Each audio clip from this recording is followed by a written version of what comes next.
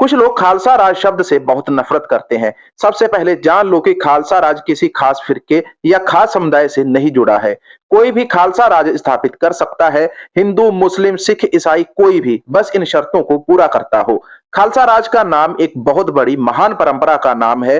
खालसा राज महान असूलों का नाम है। वह असूल, वह परंपरा कोई भी समुदाय धर्म स्थापित कर ले, वही खालसा राज है। आइए अब खालसा राज की कुछ खूबियों के बारे में आपको बताते हैं। सबसे पहली बात, महाराजा रणजीत सिंह अनपढ़ थे, परंतु उनके राज में 87% संख्या जो फारसी में चिट्ठी लिख सकती थी और 78% ऐसी संख्या थी जो फारसी पढ़ और लिख सकती थी। लाहौर में सरकार खालसा राज में पहली बार कुरान का अनुवाद पंजाबी गुरमुखी में किया गया।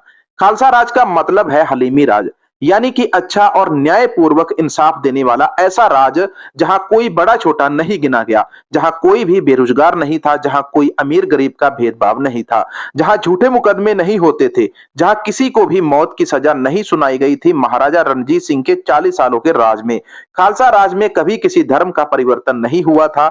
जहां लोग राजा की शिकायत करते थे तो राजा को भी 100 कोड़ों की सजा सुनाई जाती थी। खालसा राज में गुरमुखी का पहली बार प्रचार हुआ था।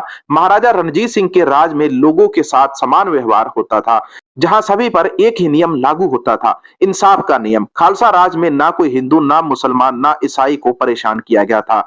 सिखों का राज होते हुए भी कभी किसी सिख ने किसी दूसरे धर्म के व्यक्ति को नहीं दबाया। जहां सभी धर्मों को समान अधिकार दिए गए, सभी धर्मों के ऐतिहासिक दिनों को लेकर सरकारी छुट्टी का ऐलान किया गया। उस राज में यूनानी और वैदिक तरीकों से इलाज किया जाता था। गरीबों को जागीरें दी गई और बेरोजगारी को जड़ से खत्म किया गया। महाराजा रणजीत सिंह के काल में कभी भी अकाल नहीं पड़ा और सभी नागरिक बहुत सुरक्षित महसूस करते थे।